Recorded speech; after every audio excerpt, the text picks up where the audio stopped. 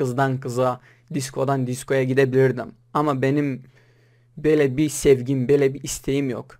Şimdiki gençler mesela görüyorsun telefonlarda 15 kızla birlikte konuşuyorlar. Ama benim aradığım şey bu değil. Ben Kürtlüğümle sevgili olmuşum yani. Ben siyasetle sevgili olmuşum. Merhaba kardeşlerim, kendi YouTube kanalımıza hoş geldiniz. Bugün yeni bir videoyla karşınızdayım. Kendim hakkında biraz konuşacağım. YouTube'da nasıl videolar çekeceğim, nasıl devam edeceğim. Bu konular hakkında biraz konuşmamız gerekiyor. Böyle hissettim yani, bazı insanların yorumunu okuduğum zaman bu konular hakkında konuşmaya mecbur kaldım yani. Bugün bu konular hakkında biraz konuşacağım. Sizi sıkıyorsam kusura bakmayın.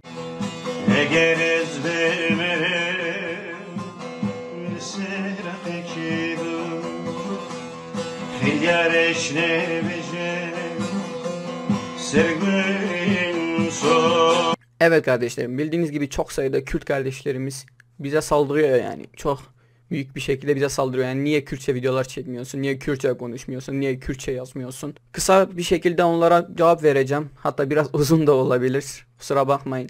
Şimdi çok sayıda arkadaşlar hani niye Kürtçe videolar çekmiyorsun dedikleri için yeni bir Kürtçe kanalı açtım. Oraya abone olabilirsiniz. Oradaki videolarımı izleyebilirsiniz.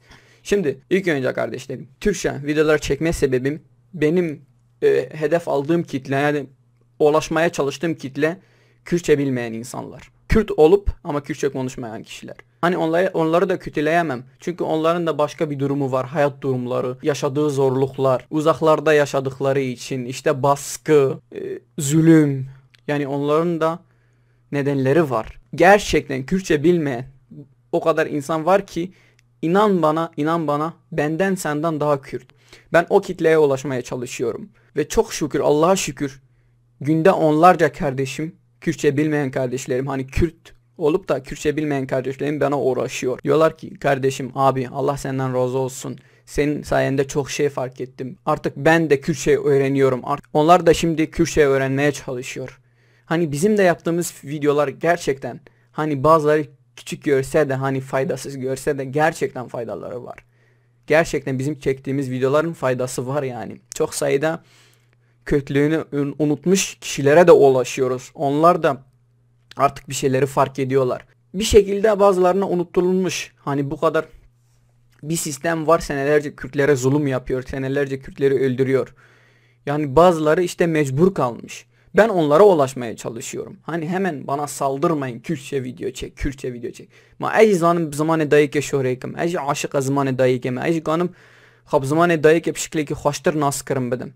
Ama bugün mecburum yani. Türkçe konuşmalıyız. O kardeşlerimize de bazı insanlar ulaşmaya çalışması gerekiyor. Hani hepimiz Kürtçe videolar çekersek belki herkese faydası olmaz. Tamam, Allah razı olsun, bu sosyal medyada Kürtçe videolar da çeken var. Onlara da ihtiyacımız var. Ama şimdilik Türkçe konuşan kişilere de ihtiyacımız var. Yani hemen Türkçe videolar çeken kişilere saldırmayın. Hani benim de bir mesajım var. Bir insani ve siyasi mesajım var. İnsanlara ulaştırmaya çalışıyorum. Lütfen anlayışla karşılayın. Bir de para konusuna gelirsek, hani YouTube'da Türkçe videolar çekiyorsan daha çok para kazanman için, daha çok işte para için. Hani bu insanlarda bu düşünceyi de gerçekten anlamaktan zorluk çekiyorum. YouTube kanalımızı çoktan izleyen kardeşlerimiz bilir. YouTube'dan kazandığımız parayla ne yaptığımızı da insanlar çok iyi biliyor. Hani çok bu konular hakkında da konuşmak istemiyorum ama mecburuz. Hani ben bugün bu konular hakkında konuşuyorsam mecburluktan konuşuyorum. Çünkü insanlar inanamayacağınız kadar saldırıyor yani.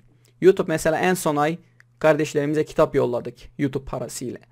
Bir önceki ay mesela muhtaç olan ailelere yardım ettik.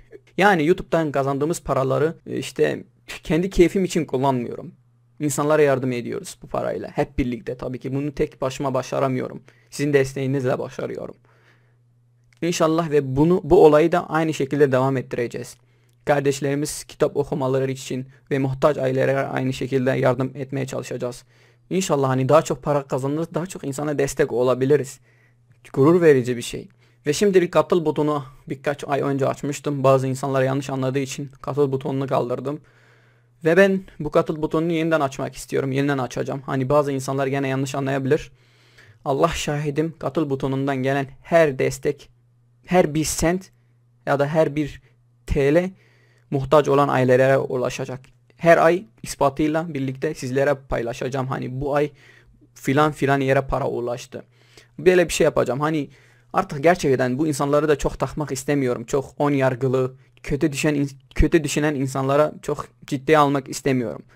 Her türlü eleştirinize saygım sonsuz ama böyle hemen saldırışa hazır olan insanları gerçekten artık ciddiye alamayacağım. Katıl butonunu açıyorum. Buradan kazandığımız her TL'yi, her senti insanlara yardım edeceğiz. Hep birlikte. Çünkü artık YouTube'dan kazandığım paralar kafi değil gerçekten. Öyle hissediyorum. Yani kafi değil. Daha çok insanlara yardım etmek istiyorum. Daha çok Kürt halkına yardım etmek istiyorum. Bunu da ancak hep birlikte başarabiliriz. İkide bir işte insanlar yazıyor. Sen Almanya'da yaşadığın için bu kadar özgür bir şekilde konuşabiliyorsun. Almanya'da yaşadığın için bu kadar cesur olabiliyorsun. Hani ne mesaj vermek istiyorlar? Hani bana böyle bir mesaj vermek istiyor. Sen cesur bir insan değilsin. Ben bu konular hakkında çok konuşmak istemiyorum. Tamam, gerçek bir şey. Hani bunu yalanlayamam. Almanya'da yaşadığım için daha çok özgür bir şekilde konuşabiliyorum. Bu gerçek bir şey. Ama bu demek değildir ki hani ben de ne bileyim çok bunu anlatamayayım. Bu konu hakkında çok konuşmayayım çünkü bazıları yanlış anlayabilir. Hani Almanya'da yaşadığım için sen cesaretsizsin bilmem ne böyle şeyler hani hiç kimseye yakışmıyor. Hani bana böyle bir şey demeniz de yakışmıyor. Ben arkadaşlarım da önümde öldürüldü. Bombalar yakınıma da düştü. İstanbul'da protestolara da katıldım. Gaz bombaları da yedik. Almanya'da yaşıyorum. Bazı insanlar benim adresime ulaşmışlar. İşte videoların altında bu burada yaşıyor. Bunu yakalarsak öldüreceğiz. Bunu yakalarsak döveceğiz. Yani artık siz düşünün. Almanya'da yaşıyorum bile bu kadar tehditler geliyor. Bu kadar insanlar saldırmaya çalışıyor. Hani seni öldürür, seni döveriz bilmem ne. Olaylar bu yani.